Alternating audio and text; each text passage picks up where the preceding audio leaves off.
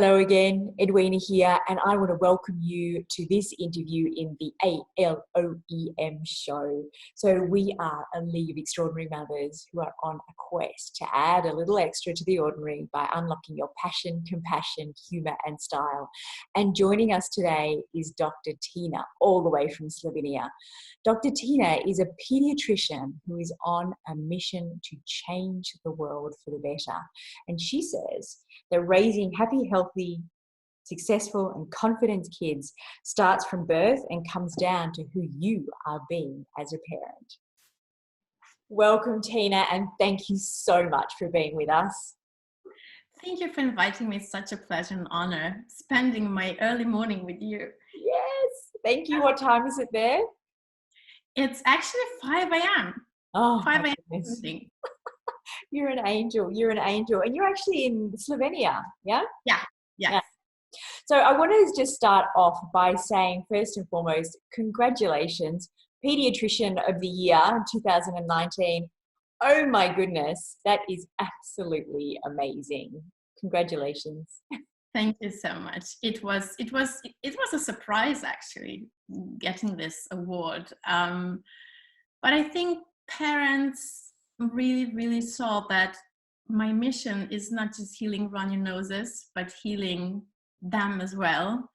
Because I always say that I'm a pediatrician on a mission, and that that being pediatrician actually really is helping in a way holistically and help really to empowering parents to become the best possible versions of themselves, because through that they truly are raising happy, successful children, because they are really creating the platform on which the children can thrive. And this is what is also neuroscientifically supported with the importance of early years and how our brain is wired. And it's kind of connected as well with all the positive beliefs and thinking that a lot of people are now applying into their lives and changing their lives for the better. So it's really, I think, because of that mainly. Yeah, I can hear, within this series, we're talking about passion, we're talking about compassion, humor and style.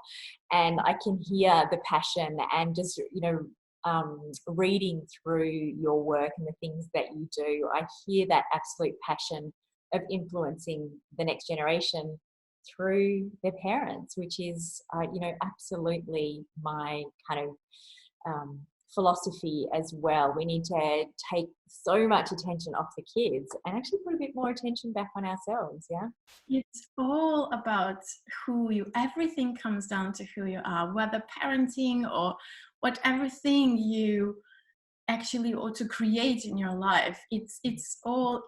Parenting is really a tricky thing, because in a way it has everything to do with you, with yourself. It comes down to who you are, but at the same time is really dropping your ego completely and allowing your child to be fully authentic and really allow them to go their own way, to create in a way their own experiences and lives, and to allow them to truly be who they are. So it's really a tricky situation, and I'm always saying it is the best possible opportunity we get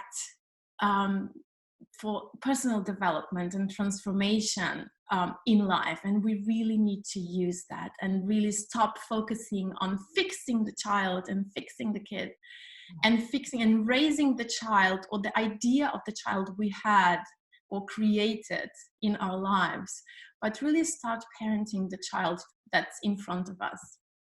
Yeah. I read on your I'm just trying to find it. I took so many notes because I just love so many things that you've written about. But it really is that breaking the legacy from our parents, because I know that my mum, was and is so concerned with external perceptions, what other people think about you and how other people judge you. And that's what I grew up with. And I was endlessly trying to fit in with the world around me rather than just working out who I was as a person. And it took me well into my adult life before I started to just be okay with being me.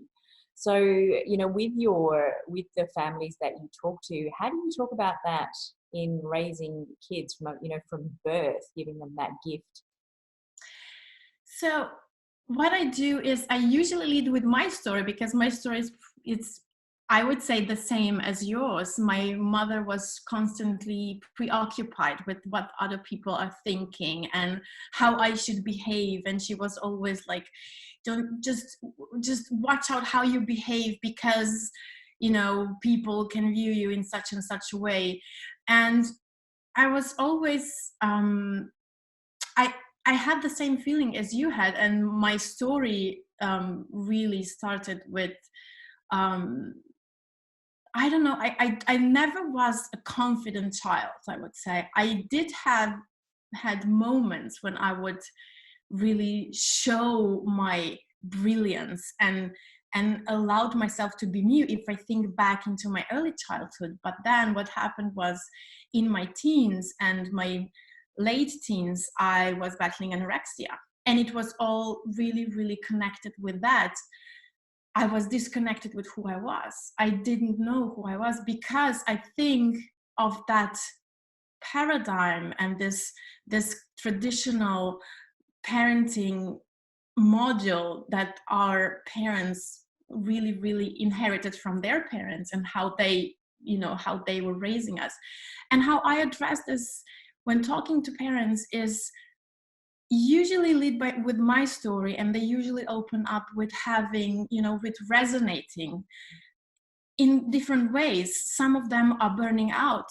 Some of them are burning out at work. Some of them are burned out parents. Yeah. Because they don't know how to handle things anymore, because they're focusing so much on the outside world instead of searching for the answers within.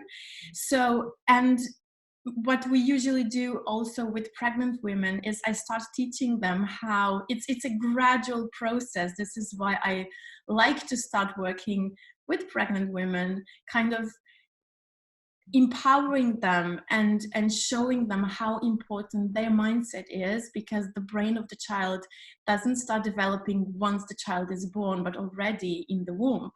So it's really what I'm trying to show them how the children view the world and how they are experiencing the world, and really relating to how they experienced as children. Mm-hmm. So to see this to shift their mindset, to shift their beliefs, and to shift and really to be more aware of the habits and of the behaviors they are actually really how they show up for the children. Yeah. And it's a really gradual process. But if you have a desire to change your life, to pursue your dreams, to really, you know how a 3-year-old is waking up in the morning. My daughter is 4.5, and this morning actually we were just talking before we started recording that every time you are on a new mission, you start doing something new, you expand. Every time on this earth, on this planet, something happens. And this morning, my daughter, she usually sleeps at that time, and she woke up at 3 a.m. in the morning having fever. It's like I could stop, I could fear, but then it's all about, okay, it's okay, I can handle the situation. If I am committed to do this interview with you, if I'm committed to live my life, I need to become resourceful in that moment. I need to stay present in the moment, stop panicking, stop going into my worst case scenario, but really take whatever happens now and make the best out of it. Yeah. We don't need new strategies. We don't need, we know, we already have whatever we need. We have the power inside of us. Yeah. We have the positivity. We have the brilliance. Each and every one of us is unique. It's authentic. And it's so beautiful. It's so beautiful how we are so different. And you know, if people would just for a moment, for a brief moment, feel this power, this connection, how it feels if you allow yourself and dare to be authentic and dare to be you, it's just amazing. Yeah. And this is how I'm trying to, just for a moment, getting them into the vision and feeling how they can already feel. You don't need to do big things at the beginning to stay true to yourself and to be connected. And this is how I'm actually helping them. Yeah. I think that segues fairly perfectly into talking about the coronavirus. And look, I had a lot of hesitancy about bringing this up, but I know that it is causing so much stress for so many mums. Well, more than mums, but for the sake of this show, for mums. And I know that we think in a similar philosophy around this, and that core of trusting ourselves and the foundation things that we can do to continue feeling empowered and to reduce the fear.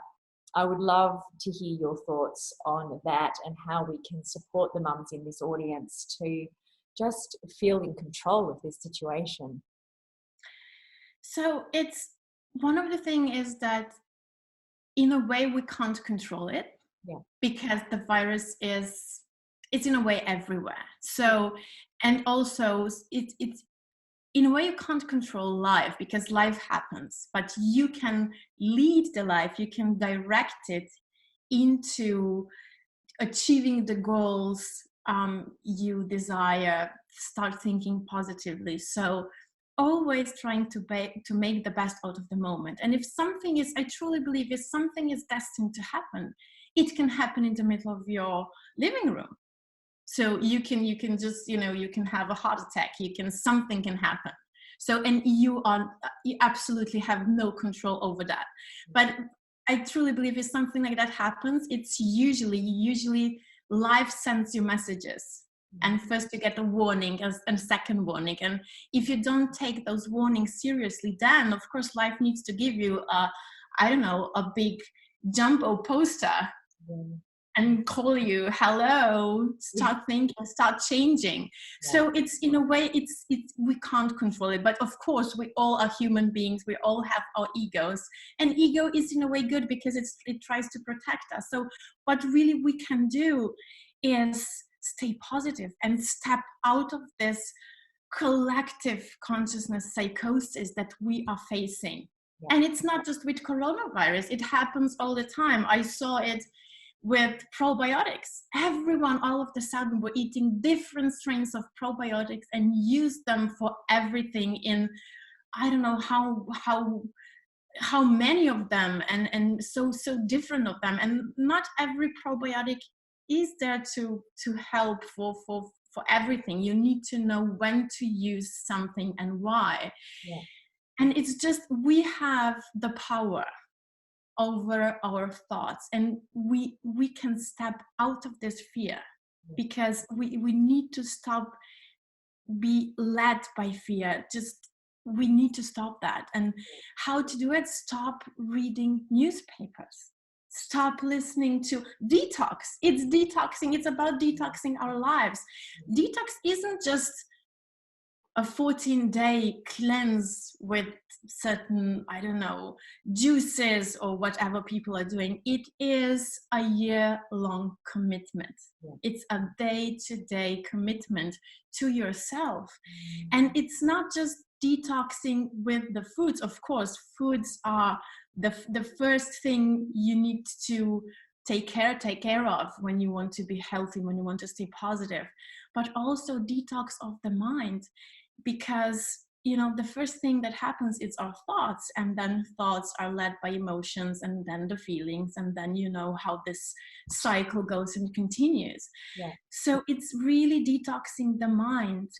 Stop listening to all, because how reporters are. They need to have certain amount of views. They need to make everything like black worst case scenario, so that people, because they know how to, it's in a way a manipulation, because the easiest way to manipulate people is to really hold them in their fear. Yeah. So this is how, and they are really smartly psychologically using that, because this is what is, because we are all afraid. We are afraid for existence, and everyone, each and every one of us wants to feel safe. Yeah. And it's really, I don't listen to any news. Yeah. I don't read newspapers, and I've been like that for practically all my life.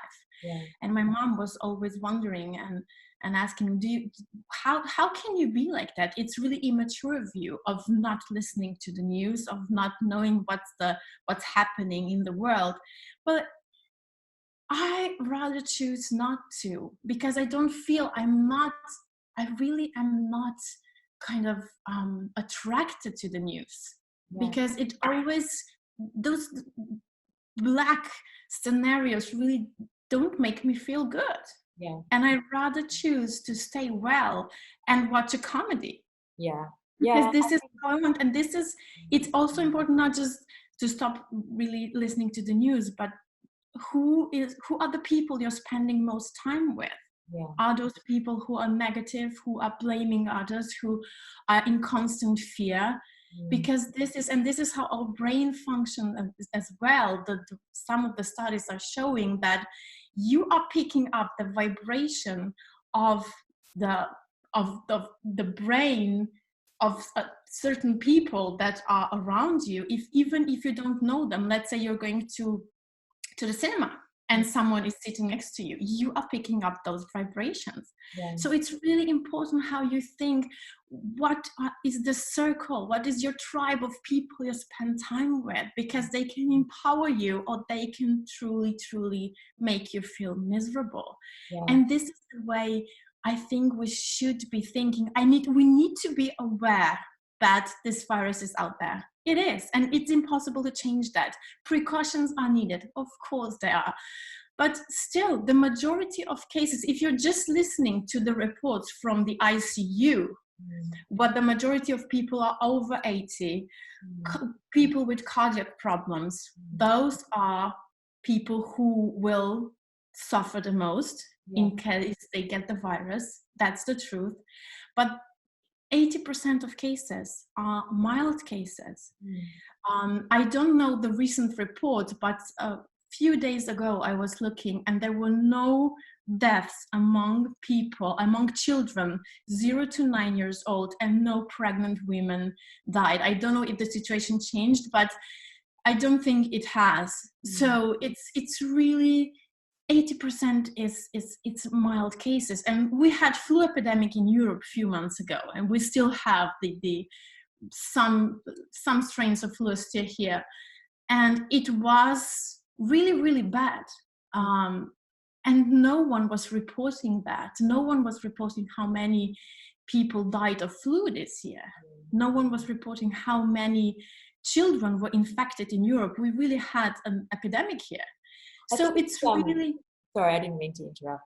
I think it's really important to look at the things that, I talk about control. I think about the things that I can control. So the things I can control are how we're eating, how we're sleeping, how much we're moving our bodies to, make sure that we're getting vitamin D and we're connected to the sun. And, it's the things that we can control that are actually going to put us in really good stead to deal with flus or coronavirus, or whatever. I mean, we're going into winter here, but whatever is thrown our way, the stronger we can lay that foundation for health in our bodies. And absolutely, the health of our mental health is very reliant on not being obsessively tuned into news and media. And I'm exactly the same. I don't listen to the news. I pick up enough just through people telling me things, but I think there's so many things that we can control, and as long as we're looking at those things and really focused on those things, it helps us to feel empowered and like we've got control of these things. And if it does happen, we've got like our bodies are full of all the nutrition from the food that we're eating. We've got plenty of vitamin C. There's no need to panic. It's essentially just a nasty cold for most people. Yeah, exactly. So, and when you do things that you kind of think that you are in control in a way, when you as you said, when you are sleeping, getting enough sleep, if you're eating right, eating properly, like everyone is now running out to the supermarkets, buying masks and buying all sorts of things. What if we would just buy some more fruits and vegetables? Like fruits that are packed with vitamin C. Vitamin C is like all grandmothers knew. Whenever you catch a cold, you need to increase your vitamin C. Yeah. Vitamin D is really, really a surviving, like it's also, when you're looking into some scientific studies of sepsis, it's really a pro-life molecule. It's a really survival molecule. It really helps, not just in a difficult situation like sepsis, but also in the common cold, in any kind of infection. So increase your vitamin D, and also fruits and vegetables, fresh fruits and vegetables, no packed, I don't know, some juices or mashed fruits, whatever you can buy, even though it's labeled organic. And talking about organic, if you can, stop really going into this massive psychosis, what you will need in the worst case scenario. Just buy some more quality foods. Start buying organic, because this will really, really help your body to flourish, to be prepared, to detox in a way. There are also some other things you can do, like natural compounds, like zeolites are really, really popular. They are really cleaning your body, because there are also a lot of studies showing with zeolites, to be concrete, that if you are, it doesn't matter so much what you put in until you really clean your body. And it's always sound mind, sound body. You need to start, when you detox, you need to detox holistically, right? So it's important what you think, what you eat, to get enough sleep, to be really consistent with that, to be committed to your better health. And I think such situation as coronavirus situation right now really is, my husband we were talking yesterday, and he said, the world will change after that, but it will change for the better, because now in a way, the world is standing still. We needed, we were all kind of, we were all start living really fast, even though if you are working on yourself and trying to be committed to your time management, and this is nothing else but self-discipline, and we need to become more pro in all areas of our lives, and especially if you're a parent, because you have your family to raise. So he said the world is standing still because changes needed to happen, because we needed to breathe, because we needed to stop, because we needed to rethink our values, our lives. What are we, how are we living on a day-to-day basis? So it's actually a good thing, and we should view it in such a way. It's our opportunity to become different, to become really inspired, to start living the best possible, to start being a new chapter. Yes. I found it really interesting with my four in, their age between 12 and 20 now. But I found often when they go through an illness, with fevers and that really sort of transition, they quite often come out the other end really, like almost like a transformation, much stronger, more resilient. And, there's purpose in children getting these illnesses and recovering, going through it. And I'm interested in your sort of take on that, because I feel like the world now, we're so deathly afraid of illness, and we try to suppress everything so that nobody feels any discomfort, but it actually doesn't serve us. That's my take on it. And I love how you put it, that we don't feel any discomfort, and it comes back to how we were raised. Because we all are aiming to raise happy children, and we are matching happiness is a state without discomfort. Then I'm feeling happy. So we shouldn't be aiming for raising happy children, but raising conscious children, conscious adults. Because it's okay to feel discomfort sometimes, because it's a natural reaction to whatever is going on around you. If someone is not treating you the way you should be treated, it's raising your self-worth. So it's all about allowing yourself to feel whatever you are feeling right now and be with it. And be with it. It's not, discomfort isn't bad. It helps you, as you said, transform. It helps you grow. And yes, all the illnesses, I always say, everyone is asking me, what can I do, especially when children are between in their age of 1 to 4. Those are the times when children get the most illnesses, and they need to get them. They need to get them because now they are really preparing their bodies for all. This is a stress for them. This is an amount of stress, and their bodies are really feeling that, and they are learning how to flourish, even though how to become stronger. And they need that. They need to go through that. We shouldn't be battling that. We shouldn't be fighting those diseases. Those are normal.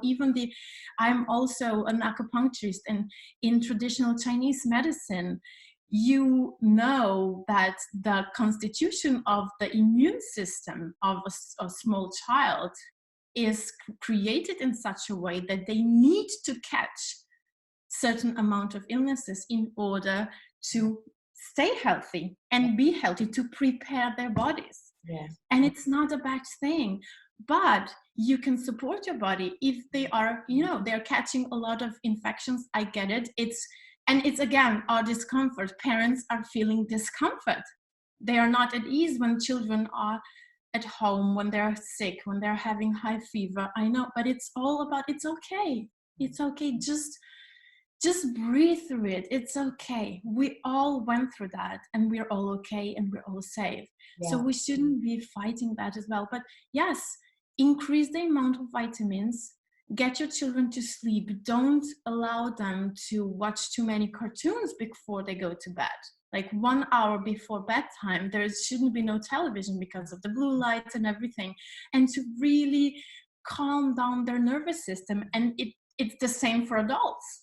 So we are not so different, and children are always teaching us to become the best, but they always try to elicit the best possible me out of myself. And I know how I was battling that. My child always wanted, when she was, let's say, 2 years of age, she always wanted me to, I always put her to bed, but she wanted me to lie down with her until she falls asleep. And a lot of times I was sleeping and then woke up in the, let's say, middle of the night. Fell asleep at 8 p.m. and then at 10 I would wake up. Oh my God, I have so many things to do. But then, becoming better and better version of yourself, me and my husband, we started thinking, okay, so if she's trying to teach us a lesson and become the best possible version of herself, okay, so let's go to bed with her. And we go to bed early and we rise early. Today, okay, I woke up because she woke me up, but I usually wake up at 4 because from 4 to 6, it's my time. There are 2 hours of my precious time. And I get to do things for my business, personal development, meditation, things that, I have my morning routine to start my day in the most inspiring way.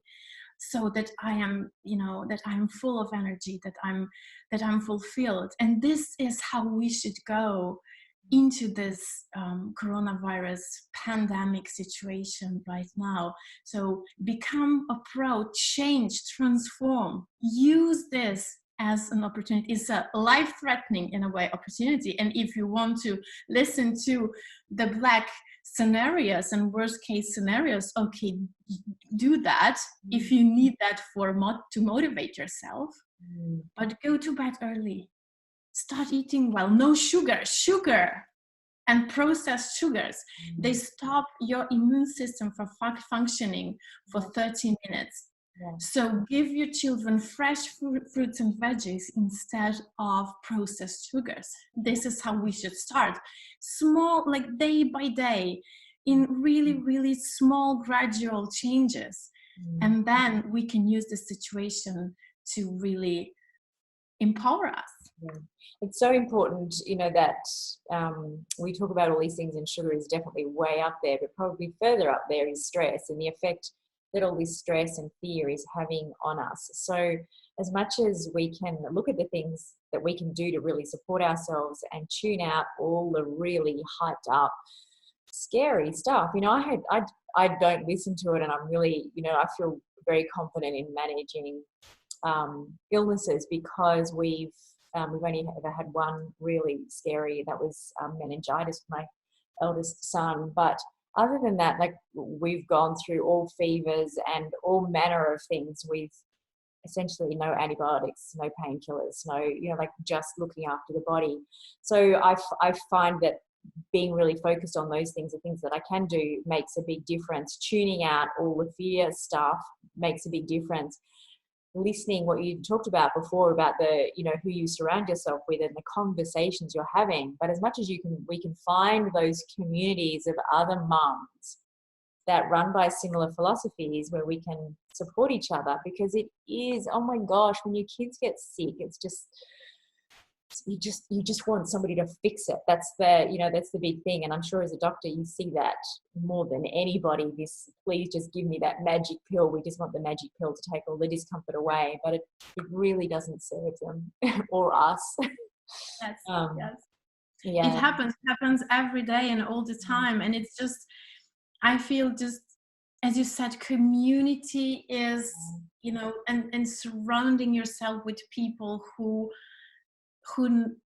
know, who feel you, but also who know that you can put all those negative things aside, and and really entering into your power, what you can do, is so important. And I see a lot of negative communities on Facebook, moms who are writing different types of stories and just being in fear constantly and in panic. And I see how this is actually causing a lot of stress. And moms are coming to, let's say, to my practice, and they tell me, I didn't know what to do, and I started searching online, and I'm always, I just can't get it. So the most precious thing in your life should be you.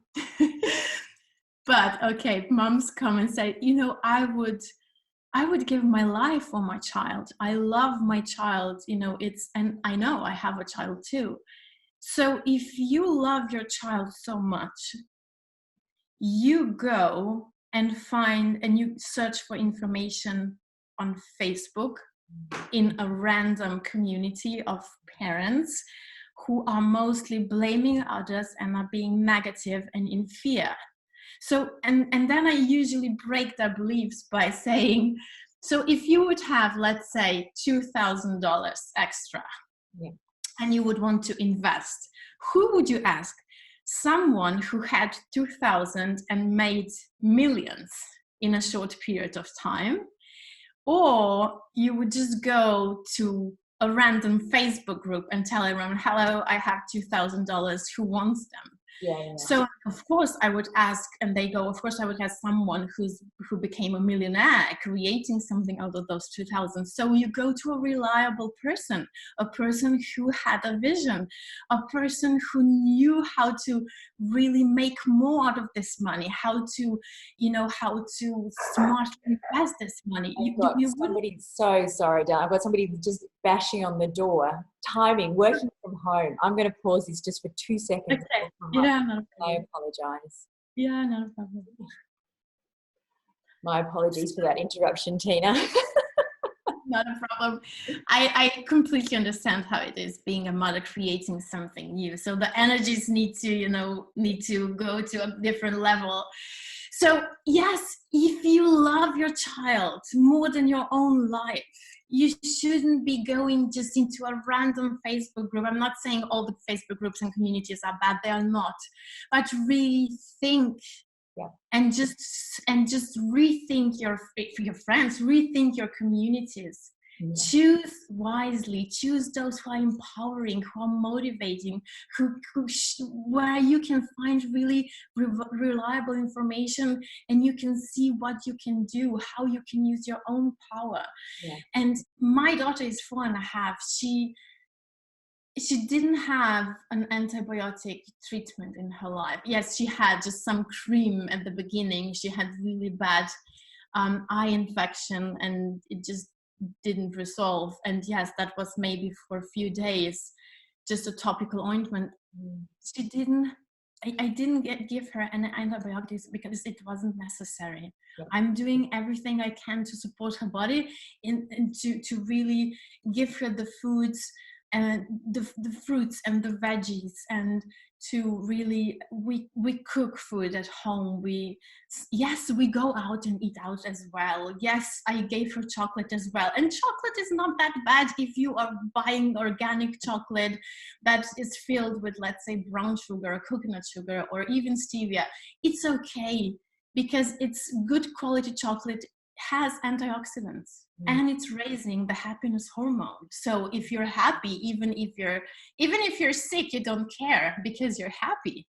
So I really, everything in, you have to have this, don't go to any extreme.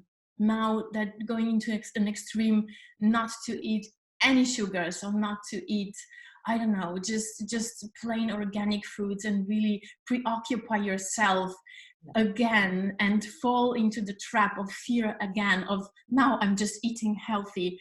I love coffee. I love my morning coffee. I'm saying that because I've been there. Yeah. I love my morning coffee. And then I had the situation when I said, okay, I'm gonna take care of my body. I wasn't well with my anorexia, and now I'm going to be as healthy as possible. And I was going into another extreme. So I was kind of changing one drug in a way for my mind for another. I was sick, battling anorexia, and now I'm going to be completely healthy. I'm going to just eat organic. I never liked meat, even when I was a child. So I'm just going to eat fish. So there was, all this different, just one belief system, one extreme change to another. And I exchanged my morning coffee for green tea. And there was, I think it was 2 years, I was just drinking green tea. And my soul, like coffee is cuddling my soul. I don't care if I am addicted or not. I have low blood pressure, so it's okay. And coffee has antioxidants as well. And so I was drinking this green tea, and every morning I was trying to motivate myself to start my mornings happy and full of energy. And I was pouring this green tea. And then all of a sudden I started feeling nauseous every time I was drinking this tea. And even now it's impossible for me to drink green tea because I would get so nauseous. And I said, you know what? I don't care. I refuse to be afraid. I'm going to eat healthy. I'm going to do the best I can. But I'm going to if I'm going to feel like having chocolate, I'm going to feel, I really stepped into this intuitive eating. Like what's good for myself. And it's always using healthier options, of course. But if you are eating healthy, then your body demands healthy. It's not that I would just now go to McDonald's and buy, I don't know, 10 hamburgers and eat them. It never happens. So if you are treating your body right and well, your body returns that by really wanting the better option. And then I went back to my coffee, and I love my mornings sipping my coffee. It just cuddles my soul. And is that bad? No, it isn't. I've got a whole morning ritual around coffee as well. I love my morning coffee. I only have one a day, but it's just part of my morning ritual, and I wouldn't give it up for anything. I don't think. I just love it. And exactly, and the smell of the coffee and the taste, I really, really love it. So I think that's that intentional. we grind our own coffee beans, and then we, you know, like it's this whole process. Mostly my husband makes it for me in the morning, and it's such an intentional, beautiful process. It's not that mindless kind of decaf or you know, pre-powdered, just drinking without thinking about what you're doing. I think that, you know, like as much as we can put that intentional value on what we're consuming, it makes it so different. Yes. And I don't get people who are actually drinking decaf coffee. Okay, if you have high blood pressure, but you know, I have very low blood pressure, so it's for me, it's okay. I need that coffee effect, and I don't get so decaf. Why would I have decaf? I mean, caffeine, it's okay. So, but I get some people really having troubles, and if you still like coffee, it's okay. But yes, this intention and the ritual in the morning, and then you're actually rewiring your brain to feel good. The first moment you are waking up and having this ritual, feeling yourself with positive energy, fueling your reservoir of happiness inside of you, starting your day with passion. It's almost like you with 3 years of age, waking in the morning full of energy, jumping out of the bed. You know how kids are. And I was thinking, you know, how some people are really struggling. I don't have problems in the morning because of my routine, because of my brain is wired to really start my day with positive energy. And this is what you can do, and use this coronavirus situation to really start enjoying life. It's all about loving life. And even if I would end up being in hospital, let's say infected with coronavirus, okay, I will just make the best out of this situation. I'm gonna go online, I'm gonna record a few videos for everyone. I'm gonna say, hey, I'm gonna go for that. I'm gonna win. Yeah, it's all about your mindset. Yeah, it is critically important to how we look at everything. And I completely acknowledge that feeling of fear and how it's easy to say, just don't be afraid. It's not that easy, but the more we can have conversations around a different way of thinking and a different possibility, the more we can just gently start to shift that. But I think finding the humor in things, oh my gosh, the more we can find something to laugh at or just see. I mean, you know, there's a lot of jokes going around because we've got supermarkets that have no toilet paper, and what we're all I thought that yesterday, and it wasn't, and I was looking, there was a Facebook post, and I didn't quite get it. What? We didn't run out of toilet paper yet, but then you told me you have such a situation that I'm expecting this coming to Europe next. It's yes, have fun. Why not? I mean, it's, you know, there's always, you always have a choice. Yeah. You always have a choice, and rather sit down and watch a comedy before you go to bed. Yeah. Or just a short clip of your favorite comedian. This is what I love to do. And just, you know, laughing before you go to bed. And every morning I wake my daughter up, I would wake her up gently, but then I need to see the smile on her face. I need to see her laugh. And sometimes I'm just saying, where's my laugh? And I start to tickle her or something, so that she really starts her day nice and with positive energy, and, you know, really, really supporting her into really, and supporting her brain, wiring her brain to really start the day. My husband and I watched Notting Hill last night. I don't know if you've seen that. It's one of my favourite movies. I just love it. I just love his housemate. So we've touched on passion. We've touched on compassion, that having compassion for yourself in that fear, and compassion for other people that might be just freaking out.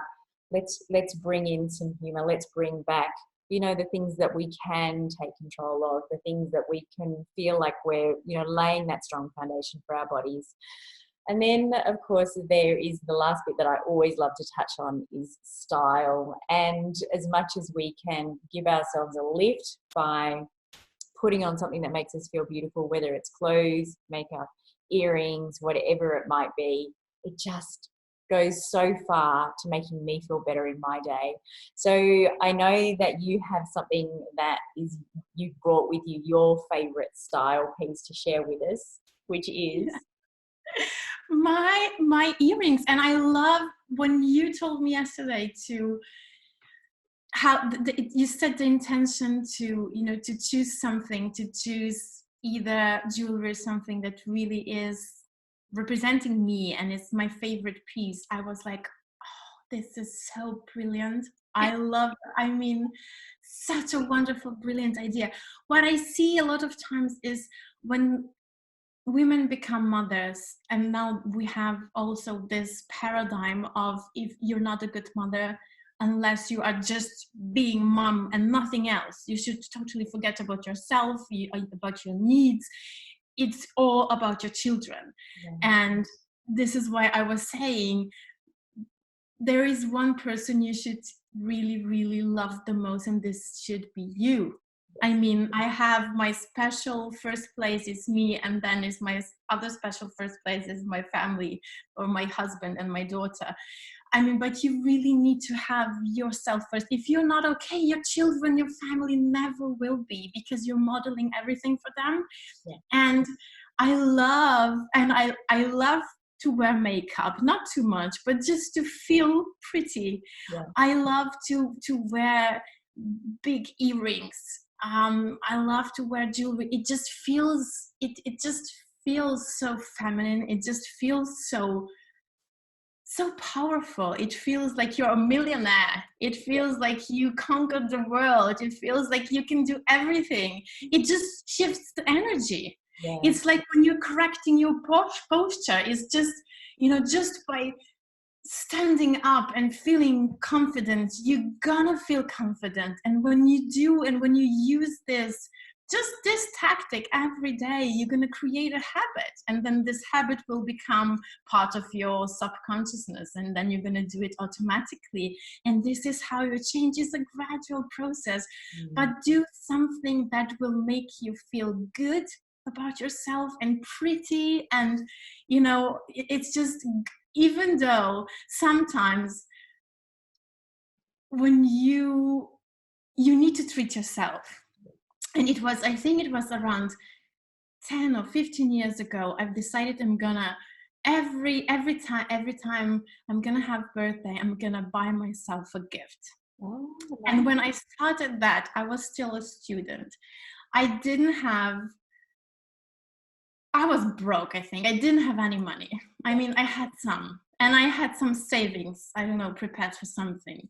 And I saw this beautiful top. It was like, oh my God, I need to try this on. And I tried on, and it was a perfect fit. And then I look at the price tag and was like, oh my God, this is so expensive. It's impossible. I mean, I would be so, it would feel right, but, you know, my mind, I mean, I was starting thinking it with my rational mind, and was, oh, it's impossible to afford it. I need that money for something else. And then I said, you know what? I need to treat myself well. And I still have it. And it's old, but it's a reminder of how I starting to put myself first. And every year since then, I am buying something, a gift. It's usually something that is causing me a stretch in my thinking. Yeah. So it's kind of, oh, it's so expensive, but yeah, I'm gonna manage. Yeah, I'm gonna, you know, find resources. I'm gonna create money to buy that. Yeah. And it's such a wonderful, yes. And I know you've got a gift for our audience as well. Did you want to just take, before we wind up, you just want to take a minute to tell them what that is? Yes. So what I've prepared, in one of my summits, I had a guest, Dr. Paul Jenkins, and he's a positivity psychologist. He's a pioneer, one of the pioneers of positivity psychology. And we had this conversation about how to really become pathologically positive. This is how he put it. Yeah. And how to parent and how to be pathologically positive throughout the day. And it's really, and when you're gonna see this interview, and Dr. Paul, and he is really a dear friend, how he presents things and how positive he is. And if you just need a boost of positive energy, and now I think it's really, really good with this coronavirus and everything, just if you have to, just listen to this interview on a daily basis. And he is giving so much nuggets, how to use that, how to use positivity, how to change your view and perspective. It really is not just for parents, for everyone. Yeah. Truly positivity boost you need in the morning. It sounds amazing. I can't wait to watch it. Sounds really good. Yeah, it's wonderful. Yeah, thank you so much for being with us and for all your time. You've been so generous, and this has just been amazing. Thank you, Tina. Thank you for inviting me, Edwina, and it was just an honor being with you and with your league of extraordinary women and moms throughout the world. Thank you so much. Welcome. Wow, what a wealth of information to dive into from that conversation. Dr. Tina was so generous to share so much with us. Talking about the coronavirus is a tricky conversation, but let's keep the conversation going as we talked about, trying to let go of some of the fear, some of the stress around it, look at what we can do. And I would love to support you in that step. So head on over to edwinamd.com, where we will most definitely keep the conversation going, creating a safe, secure spot for mums to talk about what's going on and how we can come up with the most empowered way to face it. All right, much love. Bye for now.